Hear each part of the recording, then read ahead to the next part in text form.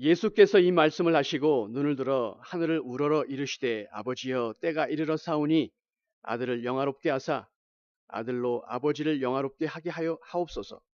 아버지께서 아들에게 주신 모든 사람에게 영생을 주게 하시려고 만민을 다스리는 권세를 아들에게 주셨음이로소이다. 영생은 곧 유일하신 참 하나님과 그가 보내신 자 예수 그리스도를 아는 것이니이다. 아버지께서 내게 하라고 주신 일을 내가 이루어 아버지를 이 세상에서 영화롭게 하였사오니 아버지여 창세전에 내가 아버지와 함께 가졌던 영화로서 지금도 아버지와 함께 나를 영화롭게 하옵소서. 세상 중에서 내게 주신 사람들에게 내가 아버지의 이름을 나타내었나이다. 그들은 아버지의 것이었는데 내게 주셨으며 그들은 아버지의 말씀을 지키었나이다. 지금 그들은 아버지께서 내게 주신 것이 다 아버지께로부터 온 것인 줄 알았나이다.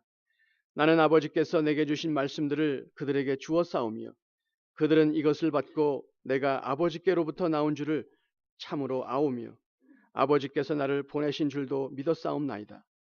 내가 그들을 위하여 비옵나니 내가 비옵는 것은 세상을 위함이 아니요 내게 주신 자들을 위함이니이다.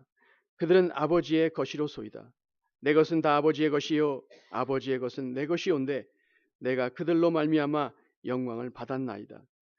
나는 세상에 더 있지 아니하오나 그들은 세상에 있사옵고 나는 아버지께로 가옵나니 거룩하신 아버지여 내게 주신 아버지의 이름으로 그들을 보존하사 우리와 같이 그들도 하나가 되게 하옵소서.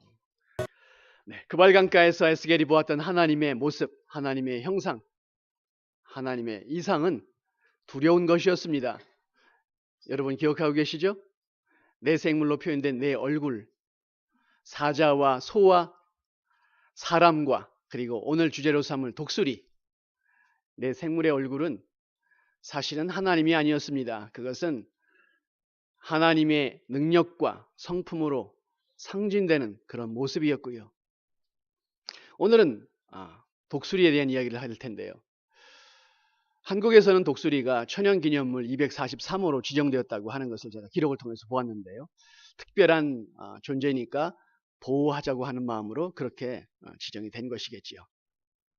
내 생물 중에 사자, 오른편에 있는 얼굴인 이 사자는, 동물의 왕인 사자는 예수 그리스도께서 유대인의 왕이요 온 인류의 왕이 되신다는 사실을 상징하고 있으며 그것을 온몸으로 일생으로 표현하신 예수님의 기록을 낱낱이 기록한 책이 바로 마태복음이라고 말씀을 드렸습니다.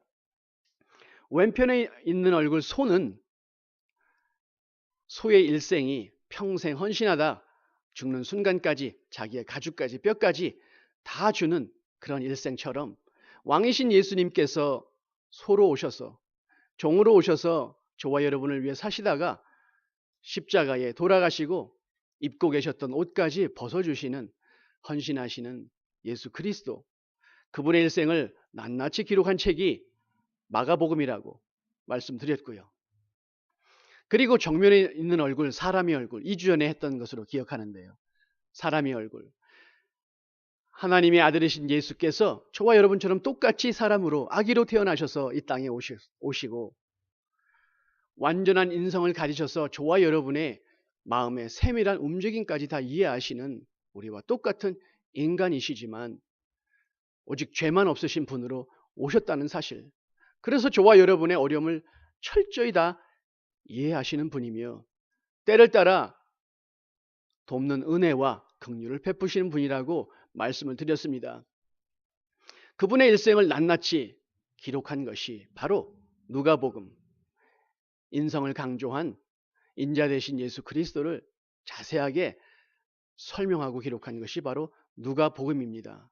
그럼 오늘은 그 내생물의 뒷면에 있는, 뒤쪽에 있는 얼굴인 독수리, 그럼 자연스럽게 독수리는 요한복음과 연결이 된다는 것을 여러분이 쉽게 짐작할 수 있을 것입니다.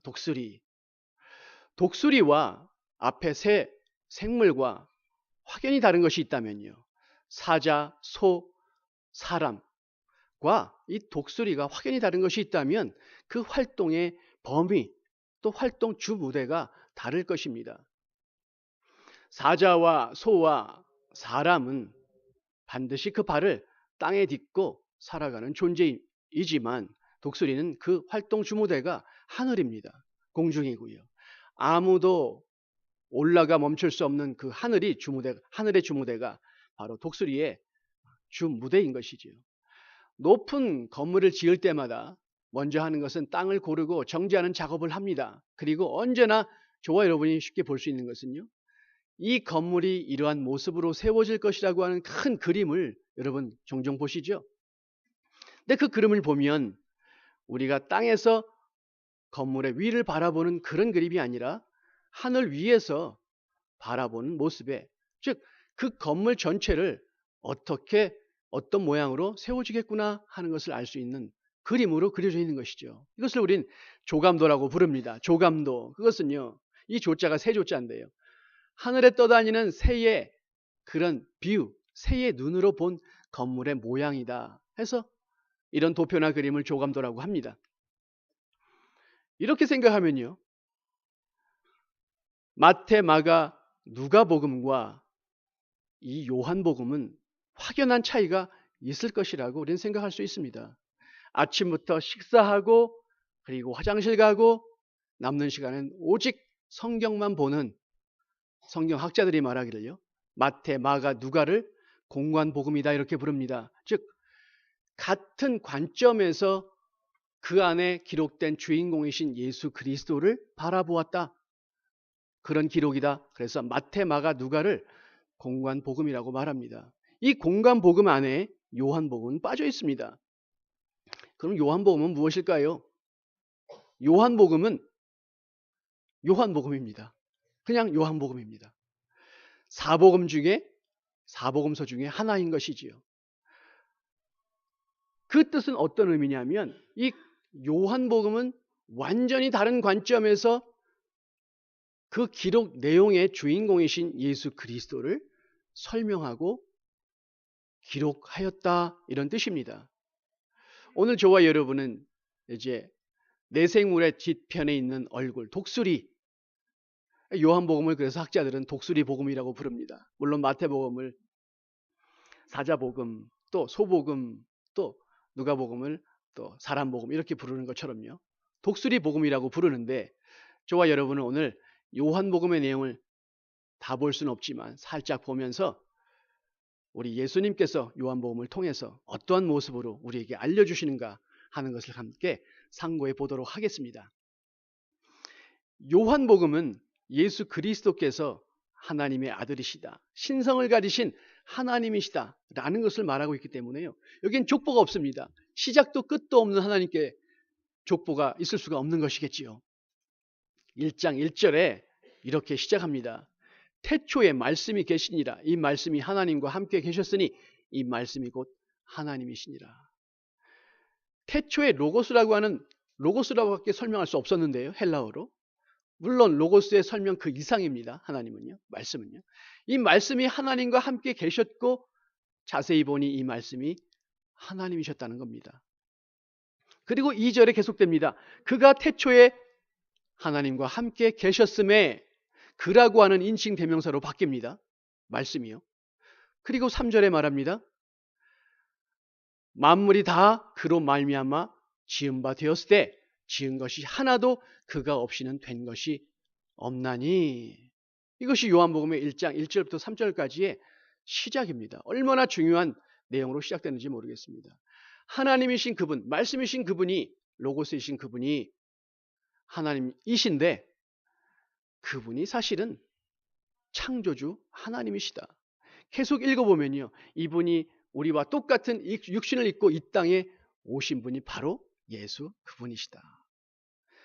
세례 요한은 바로 그 사람이 아니라 이 예수 그리스도를 증거하기 위해 이 땅에 온 사람이다. 그리고 1장 12절에 이렇게 오신 예수님을 영접하는 자는, 그 이름을 믿는 자들은 하나님의 자녀가 되는 권세를 주셨다. 이것이 1장의 중요한 요지입니다. 요한은 예수님에 대한 설명을 시작할 때 요한복음을 기록하면서 그분은 하나님이시여, 그분은 하나님의 아들이시여, 그분이 말씀이시여, 그분이 창조주이시다, 이렇게 말씀하고 있는 것이죠. 예수님께서 공생애를 시작하는 첫 번째 이적은 가나안에서 있었습니다. 혼인잔치였죠. 여러분이 잘 아시는 물이 포도주가 되는 그 혼인잔치였습니다. 물은요, 6항아리에 들어있는 6개에 담겨있는 그 큰 물들은요, 사실 이스라엘 사람들이 밖에서 때 묻은 손과 발을 집안에 들어갈 때 씻는 물에 깨끗게 하는, 정결케 하는 의식에 사용되는 그런 물입니다. 근데 그 물이 포도주가 되었다. 사람이 만든 어떤 맛있는 것보다 더 훌륭한 포도주가 되었다 하는 의미는, 이 6개의 물은요, 6개의 항아리는 무엇을 의미하냐면 이스라엘 백성들이 가지고 있던, 신봉하고 있던 율법과 사람이 지켜야 되는 모든 도리, 즉 오늘날로 말하면 사람이 생각할 수 있는 모든 규례와 규칙, 법칙, 법, 이것을 지켜야만 인간답게 살 수 있다라고 하는 모든 종류의 6개의 기둥이라고 말할 수 있는데요. 정결케 하는 이런 법들이, 이런 법들로 인하여 하나님께 나아갈 수 있는 것이 아니라 오직 포도주, 예수 그리스도의 보혈을 상징하는 포도주만이 하나님께 나아갈 수 있다는 것을 상징하는 것입니다. 그러나 본문의 2장은요, 2장에 나타난 이 가나안 혼인잔치는요, 물이 포도주가 되었다. 즉 물이라고 하는 물질이 포도주가 되었다. 과학자들은 이렇게 말합니다. 이런 화학적인 변화는 사실 쉬운 것일지 모르지만 사실은 간단해 보이나 불가능한 것이다. 오직 물질을 다루는 사람만이 가능할 것이다. 즉 창조주만이 가능한 일이라고 말합니다. 이것이 2장의 기록이고요. 예수님께서 니고데모와의 대화 속에서 사람이 이 세상에 한번 태어났다가 새로 태어나는 거듭남에 대한, 중생에 대한 이야기를 하십니다. 니고데모는 학자이며 또 부자이기도 했습니다. 학자인 그마저도 이렇게 묻습니다. 예수님, 사람이 새로 태어난다는 것은 다시 어머니 뱃속에 들어가서 다시 태어난다는 것을 말합니까? 이렇게 질문하였죠. 예수님께서 하시는 말씀은 물과 성령으로 다시 새 생명이 태어난다는 하는 말씀이었습니다. 즉 요한복음의 1장, 2장, 3장의 기록을 보면요, 오직 하나님만이 할 수 있는 그러한 일들에 대한 기록이 예수님에 대한 기록으로 이어지고 있습니다. 혹시 마음속에 그런 마음이 드십니까? 이대로 4장, 5장, 6장, 7장, 21장까지 하려는 건가? 그런 건 아니고요. 물론 4장 이후로 계속 내용들을 자세히 보면요, 오직 창조주 하나님만이 하실 수 있는 기록들로 가득 차 있습니다. 9장의 날 때부터 소경된 사람을 침을 뱉어 진역을 이겨서 날 때부터 태어난 그 소경된 사람은요, 이 동공이 없다고 합니다. 그러니까 뭐 고칠 수 있는 방법이 없는 거죠. 근데 마치 하나님께서 창조 때에 사람을 흙으로 빚으시는 것처럼 예수님께서 흙을 침과 이겨서 눈에 바르고 실로암 못에 가서 씻으라 하는 것은 창조주 하나님의 모습을 예수 그리스도를 통하여 연상할 수 있는 것이고요. 이러한 것들은 다 요한복음에만 기록되어 있습니다. 또 11장에는 무엇이 나옵니까? 죽은 나사로. 나사로가 병들어서 위중하다고, 그리고 죽었다고 하는 소식을 들었음에도 불구하고 예수님은 나사로의 집으로 당장 가지 않고 오히려 계시던 곳에 며칠을 더 머무르시고 완전히 나사로가 죽은 후에 나사로의 집으로 방문하십니다. 그런 이유가 있는데요. 유대인의 관습에는 사람이 죽으면 그 영혼이 약 3일 동안 그 시체 주위에 머무른다. 그리고 3일 후에 갈 곳으로 간다.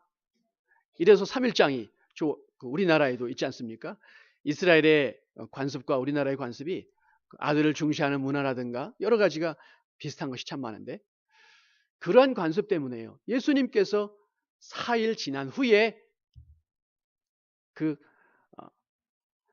나사로의 집으로 가게 됐습니다. 그 누이가 말합니다. 예수님이 조금만 더 일찍 오셨다라면 우리 내 동생 나사로가 살았을 텐데요. 이 집이 틀렸습니다. 그러나 그날 부활하는 그날에 부활하겠지요. 이렇게 말했던 거 기억하시죠?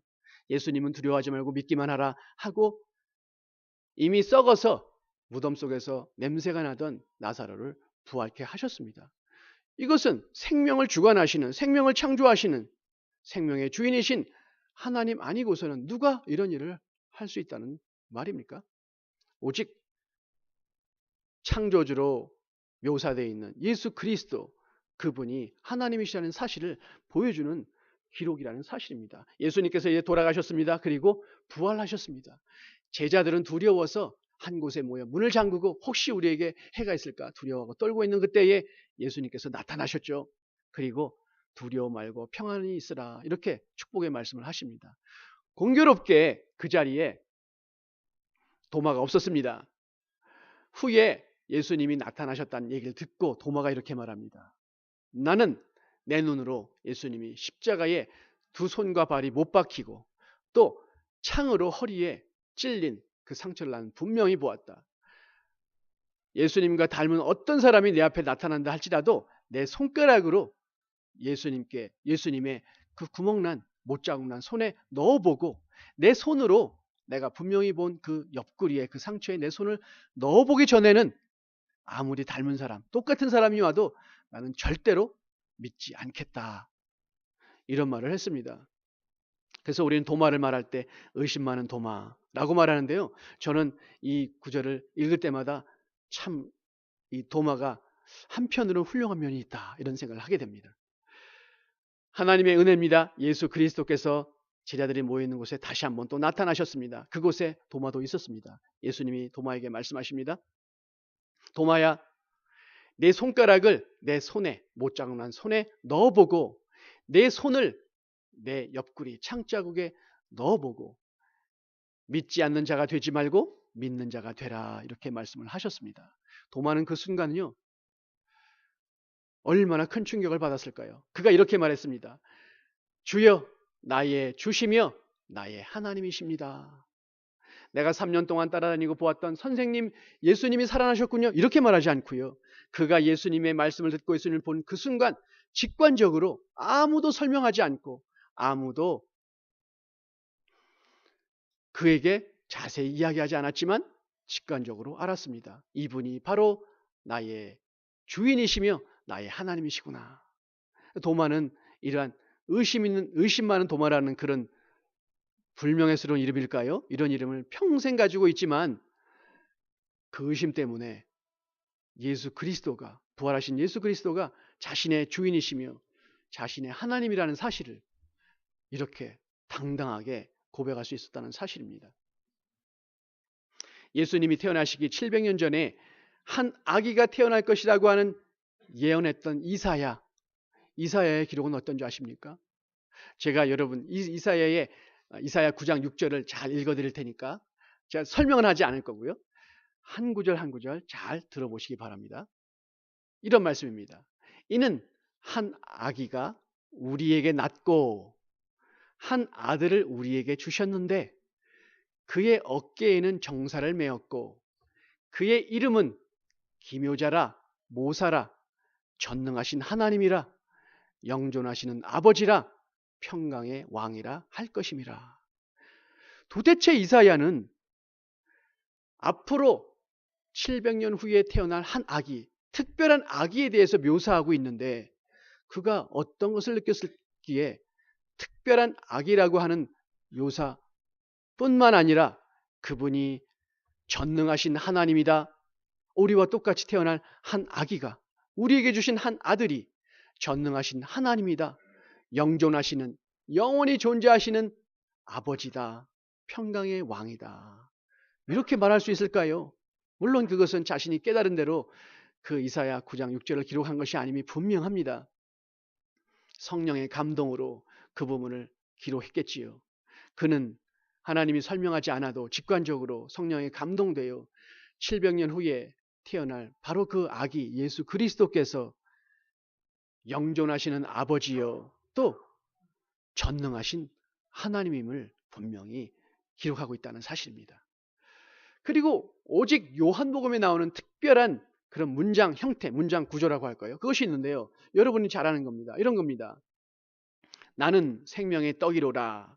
영어로 하면 I'm the bread of life. I am으로 시작되는 이런 문장 구조인데요. 오직 요한복음에만 나옵니다. 나는 생명의 떡이다.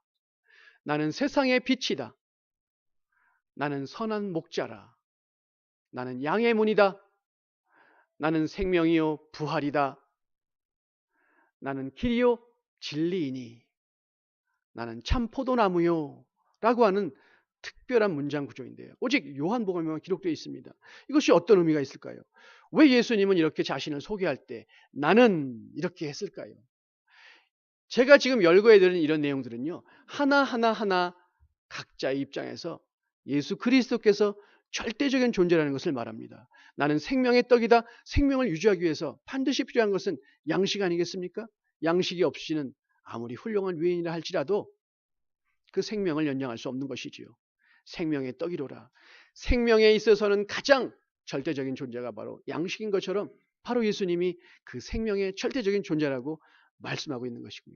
나는 세상의 빛이다 하시는 말씀이면 어두운 세상에 빛을 비치는 가장 큰 영향력을 미치는 절대적인 존재는 바로 빛이라는 사실입니다.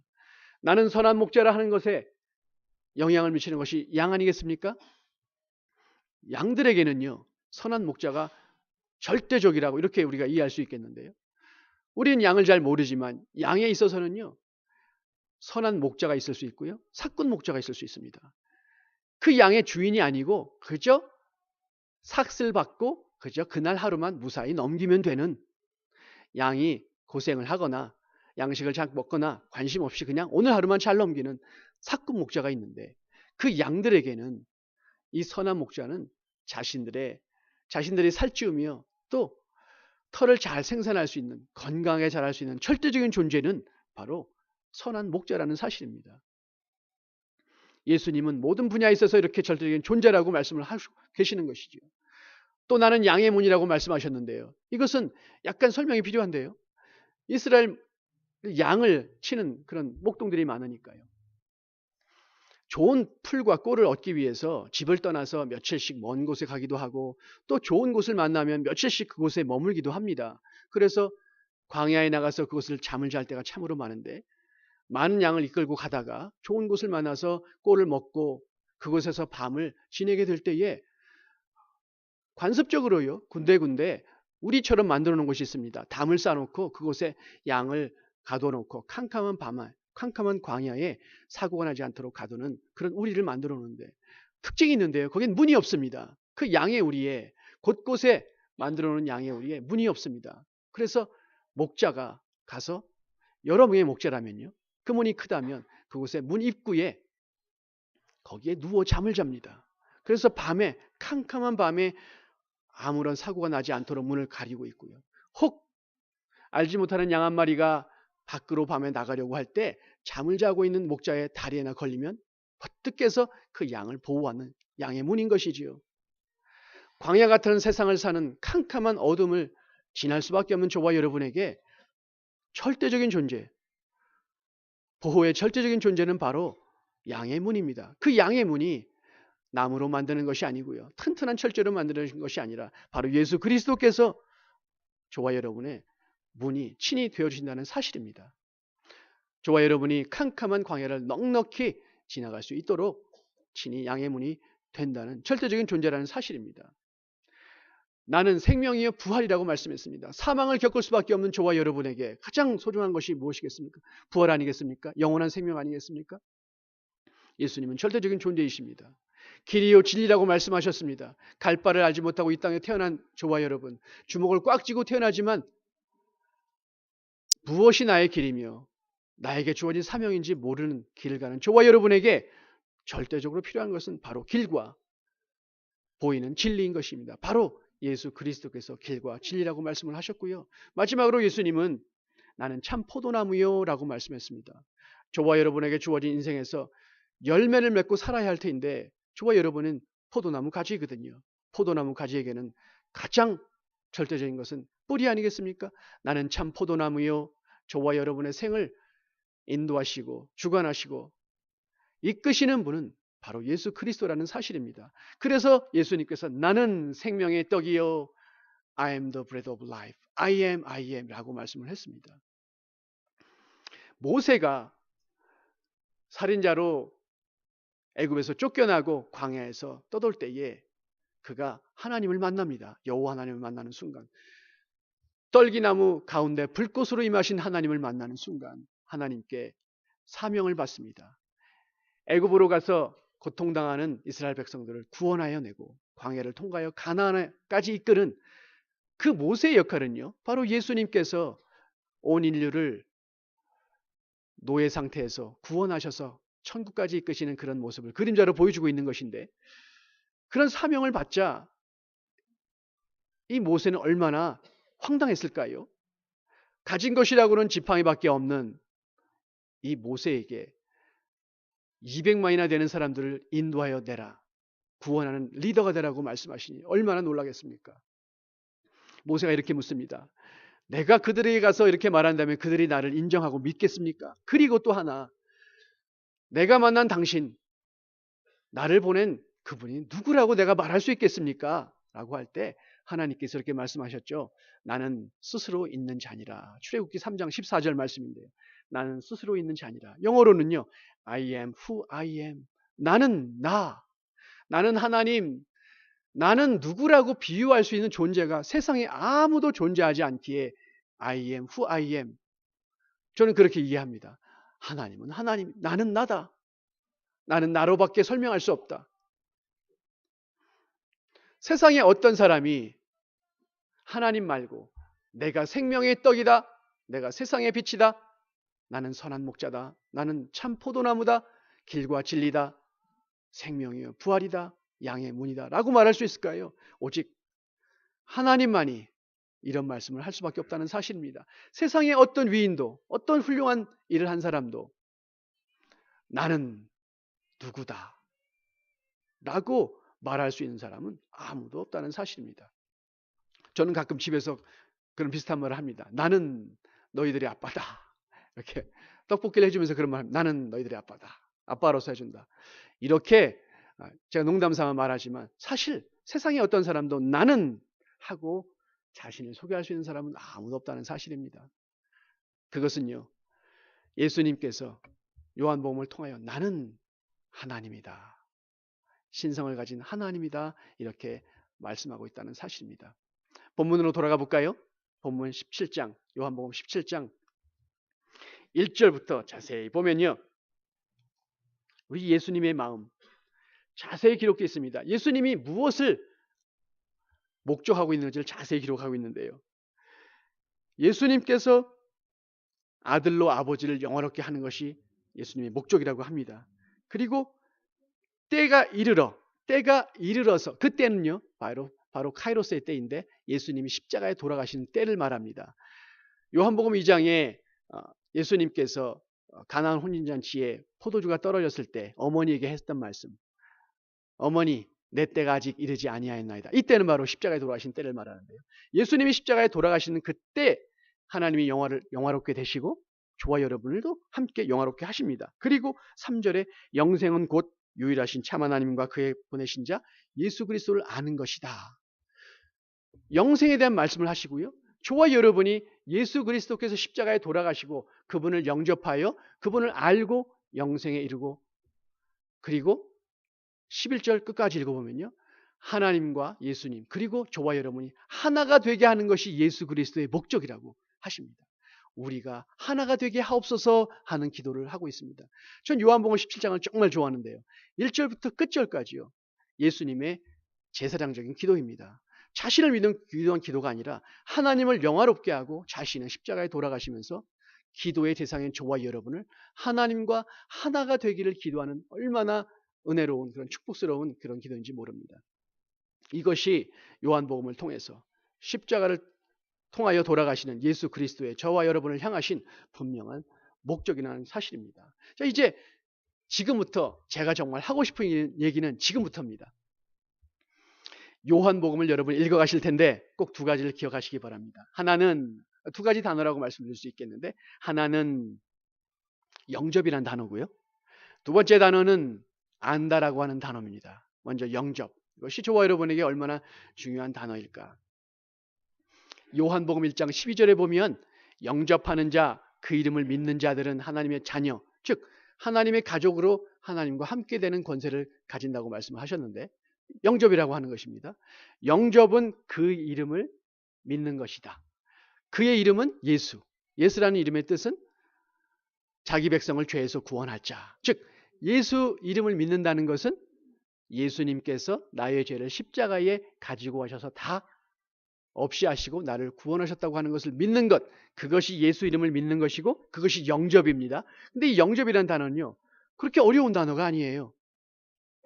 제가 헬라어 성경을 찾아보면서 특별한 단어가 아닐까? 이렇게 기대하고 찾았는데 너무나 많이 쓰인 단어였습니다. 예를 들면 예수님께서 오병이의 이적을 일으키시고 바구니에 물고기와 떡이 남았지 않습니까? 그것을 예수님에 대해서 뭐라고 말씀하시죠?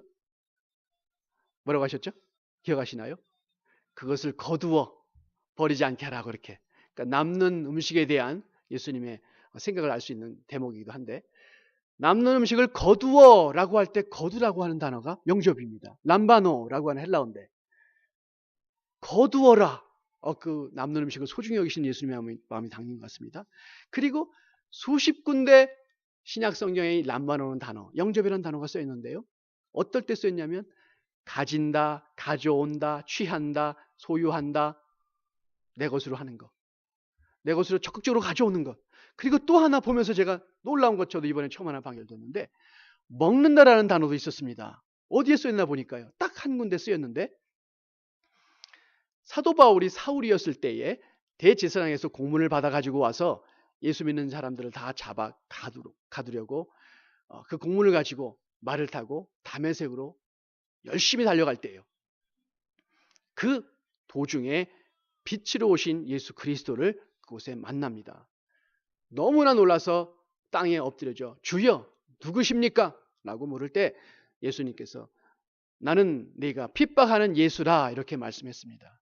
냉정히 생각해 보면요, 사도 바울은 사울이었을 때에 예수님을 소문을 들었을지 모르겠지만 만났다는 기록이 없습니다. 그리고 이때는 이미 예수님께서 부활하신 이후인 거죠. 그런데 예수님께서 나는 네가 핍박하는 예수라 이렇게 말씀했다는 것입니다. 사도 바울이 그동안 한 일은요, 예수 믿는 자를 잡아 가두고 또 돌로 쳐 죽이는 스데반 죽을 때 그 옷을 증인으로 그 자리에 서 있던 그런 율법에 정통한 학자였습니다. 그런데 그가 핍박한 건 크리스찬이었음에도 불구하고 예수님께서는 내가 나를 핍박하였다 이렇게 말씀하고 있습니다. 저는 이 구절을 사도행전 9장에 나오는 말씀인데요, 이 구절을 읽을 때마다 큰 위로를 받습니다. 저와 여러분이 예상치 못한 어려움, 절망, 고통, 질병도 하나가 될 수 있겠고요, 환난, 남이 이해할 수 없는 그런 절망스러운 그런 순간, 예수님은 결코 우리의 책임, 우리의 것만으로 남겨두지 아니하고 예수 믿는 저와 여러분의 고통이 바로 예수께서 더 크게 느끼시는 고통임을 같이 공감하고 있다는 사실입니다. 핍박받은 건 크리스찬인데 예수님은 나는 네가 핍박하는 예수라, 네가 핍박한 건 바로 나였다라고, 고통받은 건 핍박받은 건 바로 나였다라고 하는 말씀에 큰 위로를 받는다는 사실입니다. 여러분은 어떤 어려움에 지금도 겪으십니까? 어떤 기도의 제목을 가지고 계십니까? 목사에게도 말할 수 없는 그런 기도의 제목을 가질 수 있습니다. 그러나 절망만 하지 마시기 바랍니다. 우리 예수님은 사람이십니다. 저와 여러분과 똑같은 사람이십니다. 우리의 고통까지 낱낱이 이해하시는 그 예수님께서 말씀 안 하시는 것 같지만 저와 여러분의 고통을 다 아시고 내가 똑같은 고통을 지금 겪고 있다 이렇게 이해하신다는 사실을 여러분 기억하시기 바랍니다. 이때에 사도 바울이요, 이런 충격 가운데 그의 일생은 율법을 신봉하며 그대로 살려고 노력했던 사람입니다. 그런데 예수라는 분을 만나서 자기의 인생의 가치관이 완전히 송두리째 뒤집어지는 그 순간에 아무것도 할 수 없고요, 그 빛 때문에 앞을 볼 수가 없었습니다. 그 충격으로 당연히 음식은 먹을 수가 없었을 것입니다. 심지어 물 한 모금도 먹을 수 없어서 그가 3일 동안 식음을 전폐했다고 그렇게 기록하고 있습니다. 식음을 전폐하고 있는 그때에 하나님께서 아나니아를 보내셔서, 이 아나니아는 사도행전 5장에 나오는 아나니아 섭비라의 아나니아가 아닙니다. 하나님의 종인 아나니아가 그에게 안수하고 세례를 주었다는 것, 그가 예수 그리스도를 자신의 구주로 영접했다는 뜻이겠죠. 그리고 그가 눈을 뜨고 사흘이나 식음을 전폐했지만 음식을 먹고 강건하여졌더라, 이런 기록이 바로 사도행전에 나옵니다. 그때 음식을 먹고 강건하여졌더라, 그 음식을 먹었다고 할 때에 람바노, 영접이라는 단어가 기록되어 있습니다. 즉 사도 바울에게 있어서요, 공문을 받아가지고 가는 그 다메섹 도상에서 예수 그리스도를 빛으로 만나는 그 순간에서부터 앞을 못 보고 사흘 동안 식음을 전폐하고 그리고 안수받고 세례받고 음식을 먹고 강건해지는 그 순간의 일련의 과정들이 바로 예수 그리스도를 자신의 전 인격으로 영접하는 그런 순간이었다는 사실입니다. 물론 먹는다고 하는 단어는요, 헬라어 성경에 많이 있습니다. 수없이 많이 써 있는데 오직 이 남바노라는 단어, 영접이라는 단어가 사도 바울이 이 음식을 먹고 강건해졌다고 할 때 여기에 딱 한 번, 그 외에는 없습니다.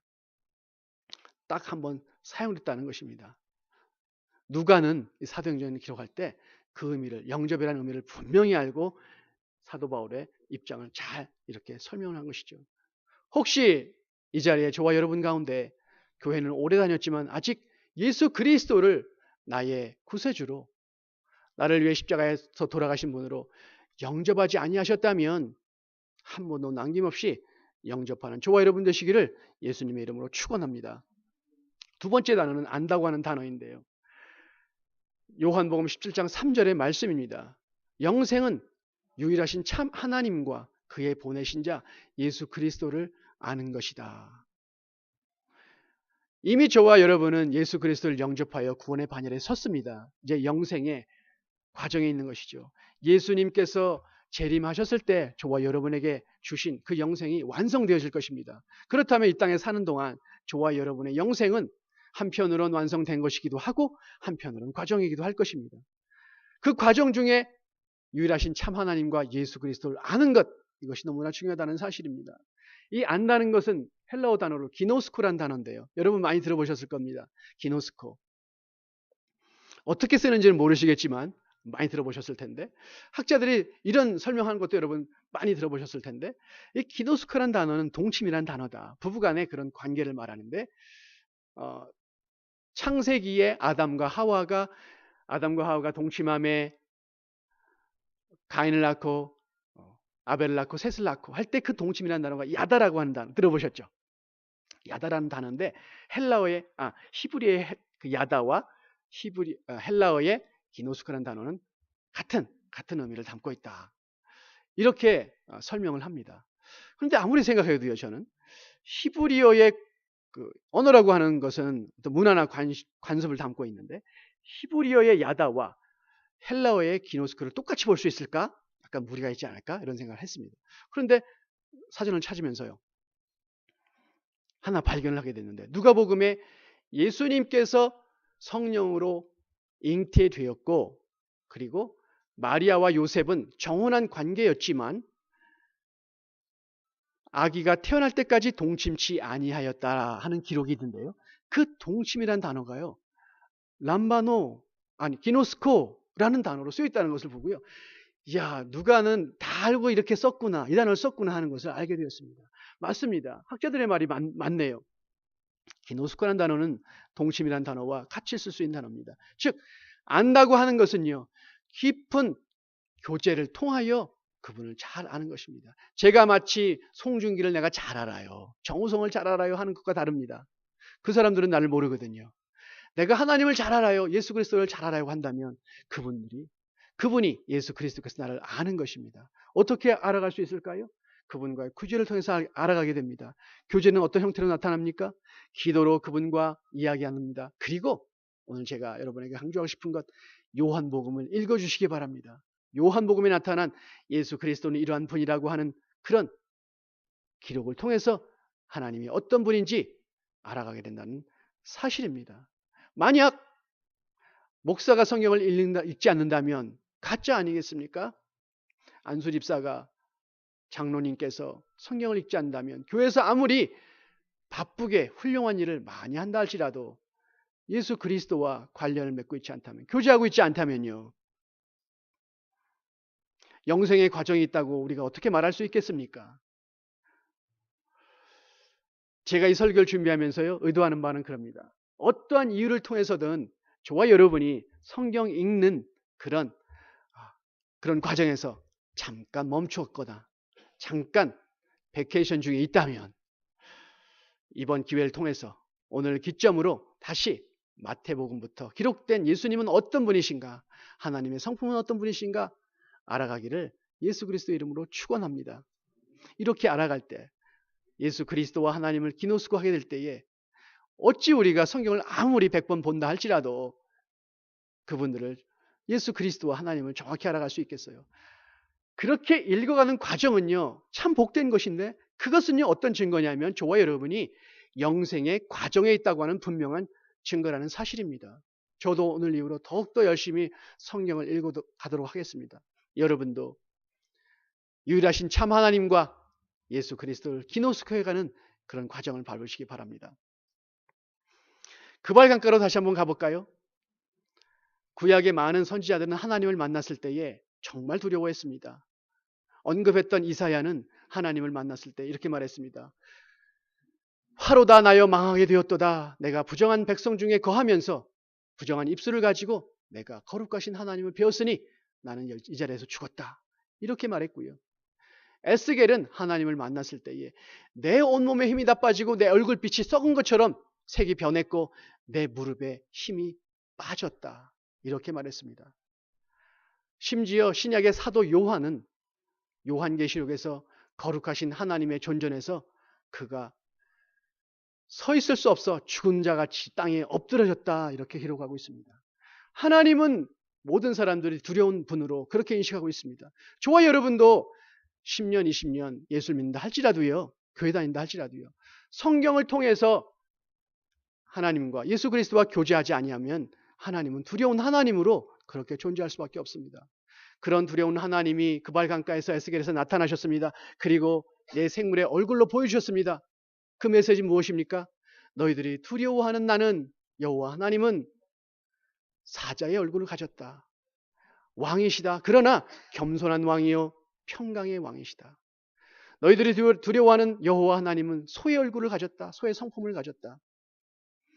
너희의 유익을 위해서, 너희의 생명을 위해서 죽는 날까지 헌신하며 희생하는 그런 소의 모습이 바로 나 하나님이다. 너희들이 두려워하는 하나님 여호와 하나님은 세 번째 얼굴, 사람의 얼굴인데요. 그 얼굴을 보이시면서 나는 너희의 마음의 세밀한 것까지 다 이해하는 완전한 사람, 너희를 다 이해하는 그런 사람이다. 너희가 어려울 때 나는 마땅히 불쌍히 여긴다 하는 하나님으로 보여주고 있다는 사실입니다. 그리고 네 번째 독수리의 얼굴은요, 모든 사람들이 두려워하는 하나님을 잘 알지 못하는, 기노스코하지 못하는 그 하나님이 독수리의 얼굴로서 우리의 일평생을 넉넉히 맡겨도 믿음직한 그런 하나님이시다, 신성을 가지신 그분 하나님 창조주이시다라고 말씀하고 있다는 사실입니다. 저와 여러분이 예수 그리스도를 정확히 알지 못하면 두려워할 수밖에 없습니다. 내가 가진 약간의 허물, 또 잘못, 또 남보다 완전하지 않은 그런 양심을 통해서 나는 죄책감을 느낄 수밖에 없으나 성경을 통해서 예수 그리스도를 조금씩 알아간다면요, 이런 두려움보다는 더욱더 하나님께 나아가는 그런 영생의 과정을 여러분이 밟을 수 있다는 사실입니다. 다시 한번 저와 여러분에게, 저는 저에게, 또 여러분에게 다시 한번 말씀드립니다. 아직 예수 그리스도를 영접하지 아니하신 분들이 있다면 꼭 영접하시고 세례받으시기 바랍니다. 그분의 이름을 먹으시기 바랍니다. 취하시기 바랍니다. 예수라는 이름을 여러분 몸속에 들어갈 수 있도록 사도 바울처럼 그렇게 남반하시기 바랍니다. 그리고 이미 구원의 반열에 서신 저와 여러분 이후로 다시 성경으로 돌아가 예수 그리스도와 유일하신 참 하나님을 알아서 기노스코하여서 영생의 과정에 다시 한번 오르시기를 예수 그리스도의 이름으로 축원합니다. 다시 복음 앞에